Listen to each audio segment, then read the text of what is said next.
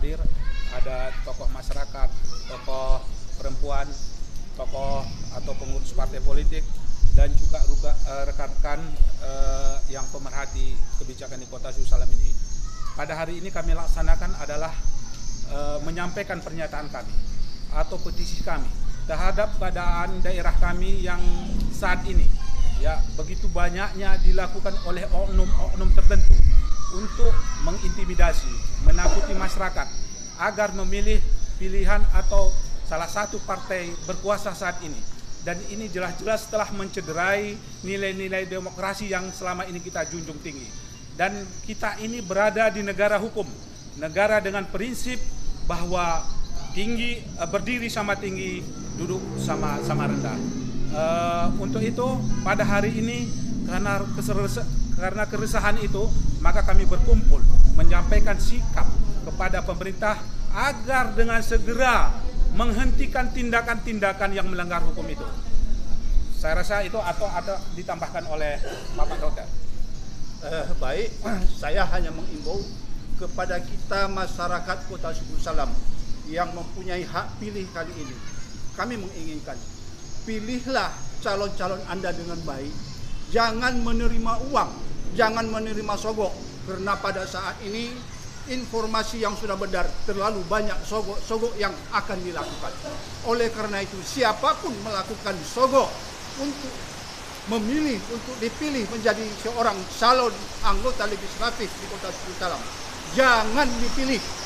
Tidak ada waktunya lagi saat ini kita mencari seorang pemimpin yang benar, pemimpin yang bagus, yang tidak melakukan kecurangan-kecurangan.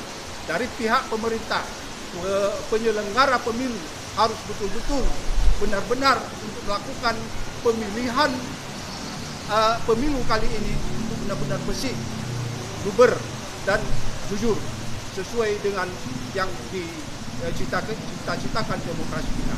Demikian, terima kasih. Kami mengimbau kepada masyarakat di tanggal 14 nantinya, pilihlah dengan menggunakan akal, dengan menggunakan hati, agar pesta demokrasi ini terpilih pemimpin kita yang mewakili kita sesuai dengan harapan kita. Dan kami menghimbau kepada masyarakat, jangan takut apabila ada hal-hal atau siapapun yang mengadakan intimidasi. Jangan takut. Kami sebagai tokoh masyarakat akan membela saudara apabila terjadi hal-hal yang kita tidak inginkan.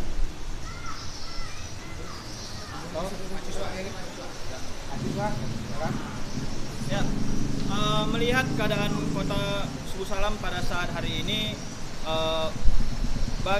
kita bisa melihat dari berbagai aspek, baik itu dari tata kelola keuangan, pendidikan, kesehatan, sangat carut marut.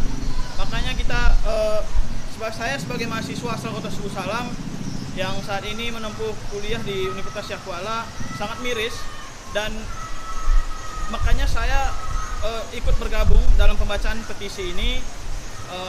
Untuk itu juga seperti yang dihimbaukan oleh para orang tua kami tadi, pilihlah pemimpin yang betul-betul dari hati nuraninya, jangan menggunakan uang, dan kemudian nanti di 14 Februari merupakan satu kesempatan kita untuk memilih pemimpin yang betul-betul bisa memiliki kapasitas dan tidak seperti yang sudah-sudah saat ini. Mungkin itu saja.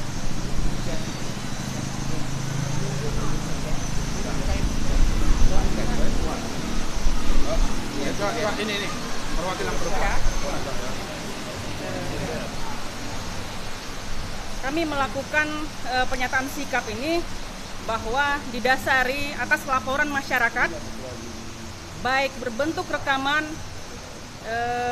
dengan intimidasi, pemecatan dan mutasi. Bahkan ada yang sampai menangis mengadu ke kami. Ini menjadi keresahan tokoh masyarakat dan seluruh elemen masyarakat, sehingga dilakukan ini tanpa malu-malu oleh oknum tertentu atau penguasa di negeri ini.